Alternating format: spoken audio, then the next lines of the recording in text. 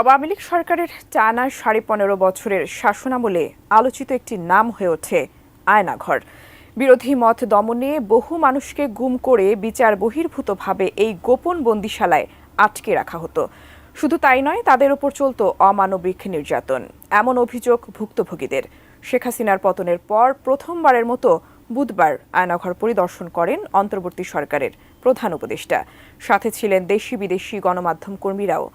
আয়নাঘর ঘুরে এসে এবার মুখ খুলেছেন ভারতীয় এক সাংবাদিক। চাঞ্চল্যকর তথ্য দিয়ে ফেসবুক পোস্টে কি বললেন তিনি, জানাচ্ছেন সহকর্মী এসআই রাজ।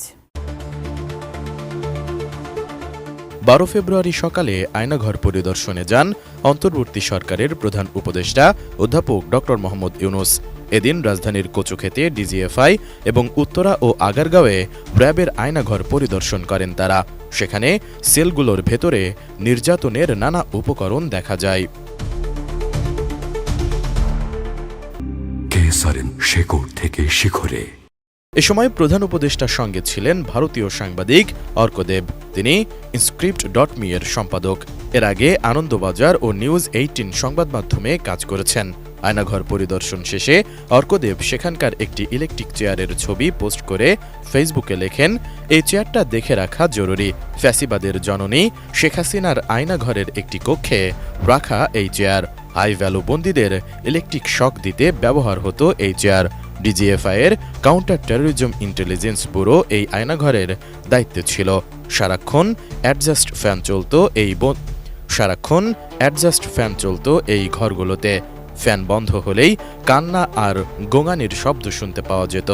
আর কিছুক্ষণ, আজ থেকে গোটা বিশ্ব আয়নাঘরের সব ছবি দেখবে।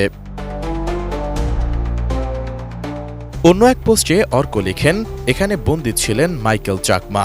পরে তিনি মাইকেল চাকমার একটি বক্তব্য হুবহু তুলে ধরেন।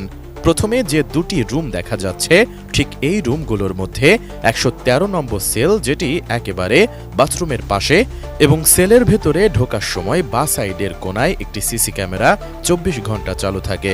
এই সেলে মাইকেল চাকমা প্রায় ২ বছর বন্দী ছিলেন।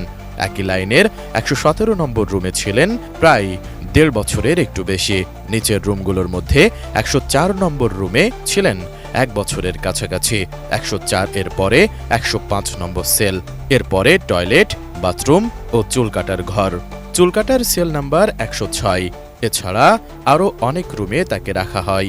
নৃশংস প্রতিটি জিনিস হয়েছে এখানে।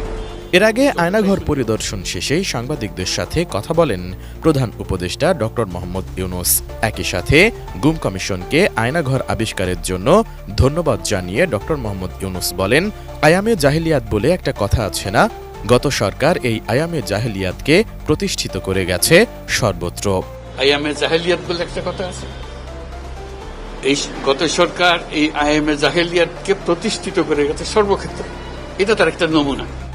এসআই রাজ, এটিএন নিউজ, ঢাকা।